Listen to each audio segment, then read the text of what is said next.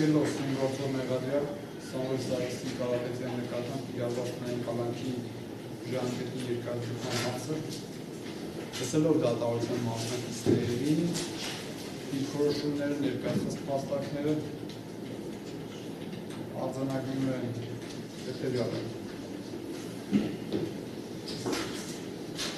անկախ ով մի դիրքորոշում է արտահայտում, բնականաբար իր տեսանկյունից, իր գնահատականները, դրանց մեջ կան թե օբյեկտիվ տարրեր և թե սուբյեկտիվ տարրեր։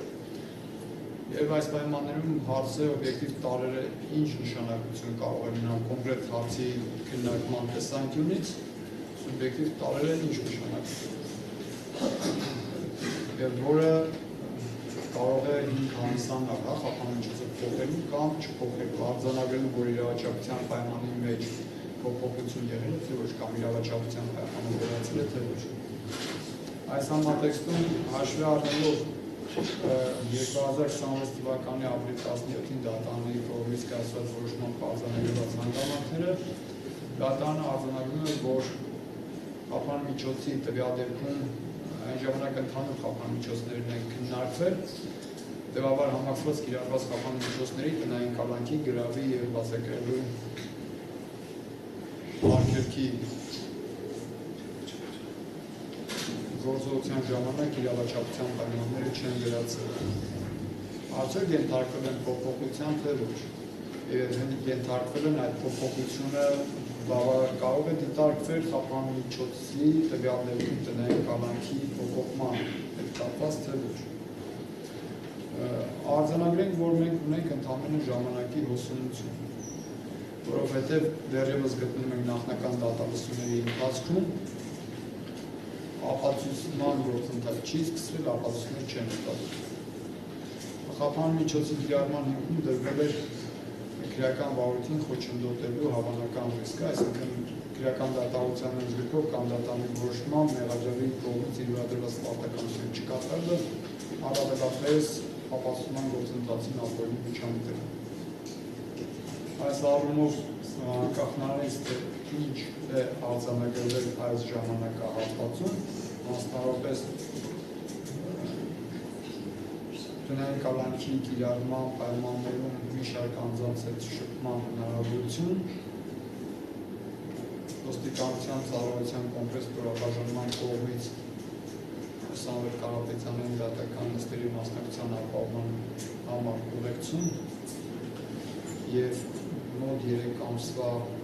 ժամանակահատված, դրանք օբյեկտիվ հանգամանքներ են, բայց դատանի գնահատմամբ դրանք բավարար չեն արձանագրում, որ այդ հանգամանքները որպես փոփոխություն արձանագրեն, կարող են դիտարկվել որպես խափանմիջոցի գործողության ժամանակ իրավաչափության պայմանի վերացում կամ փոփոխություն, որը կարող է խափանմիջոցը փոխելու ինքնանցանալ։ Հետևաբար այս ամենի համատեքստում դատանը գտնում է խափանմիջոցի ժամկետը տնային կալանքի ենթակա երկարաձգման։ Երկարաձգման որոշ ժամանակով այս առումով դատարանը ունի որոշակի իր դիրքորոշումը։ Բնականաբար միշտ իր դիրքորոշումն է արտահայտում, հաշվի առնելով կողմերի հայտնած կարծիքները։ 1 ամիս ժամկետը հաշվի առնելով այն հնարավոր գործողությունները, որոնք ենթակա են կատարման և որի արդյունքում դատանը կարող է արձանագրել այս կամ այն իրավիճակի փոփոխություն, դատանի գնահատման ողջամիտ չէ։ 3 ամիս ժամկետի երկարացումը հաշվի առնելով, որ ինչ ապացույցներ մենք ունենք, ինչ հաջորդականությամբ դրանք կարող են հետազոտվել, որ մի տեսակ դրվագի մասով դատարանը խափանմիջոցի հարցի քննարկման տեսանկյունից դա հաշվի չի առել և ապացույցների մասը վերաբերում է այդ դրվագին, այս առումով էլ 3 ամսը գտնելու շատ։ Հետևաբար դատարանը ողջամտության պայմաններում հաշվի առնելով գործի բոլոր հանգամանքները, օբյեկտիվ հանգամանքները, որոնք նշանակություն են, գտնում է, որ տնային կալանքի ժամկետը պետք է երկարաձգել 2 ամսվա ընթացքում և այն խնդիրները, որոնք դատանը տեսել էր կամ գնահատել էր ռիսկերը ապրիլի 17-ին որոշում կայացնելիս, այս բայդրությամբ շարունակում են առկա լինել և մինչև այդ ժամկետի ընթացքը դատանը հնարություն ունենա այլի օբյեկտիվ գնահատման արժանացնել։ Այդ ժամանակ փոփոխություն կլինի, թե չի լինի, դատանը կարձանագրի տվյալ ժամանակահատվածի, այսպես ասած, վերջում։ Այս ամենի համատեքստում դատանը գտնում է, որ պատան միջոցները հենց այն ծավալորի չափով և պայմաններով, որոնք իրարված են եղել, պետք է պահպանել։ Դատանը ղեկավարողը քրեական դատավարության օրենքի 31, 33, 34, 115, 116, 118, 119, 122, 123, 270-րդ հոդվածներով որոշում է սույն գործով ներառել Սամսարիսի Կարապետյանի նկատմամբ կիրառված տնային կալանքների ժամկետի երկարացնել 2 ամիս ժամանակով մինչև 2026 թվականի սեպտեմբերի 18-ը ներառել։ Որոշումը ստանալուց հետո այն 10-օրյա ժամկետում ըստեյության տնային կալանքի ժամկետի մասով կարող է որոշակվել վերակրի չափակցության դատարան։ Տնային կալանքի պայմանները նույնն են, այսինքն արգելվածը շփում ունենալ, արգելումը շփում ունենալ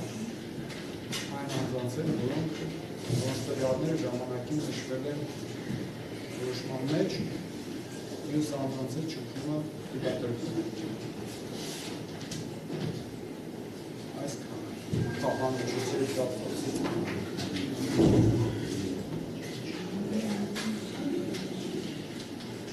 Պարոն Արտևանյան, ինչ վերաբերում է հնարավոր հաջորդ դատական նիստին, չգիտեմ մասնակցեք, բայց մենք ունեցել ենք մի ժամանակահատված, որ տևական է եղել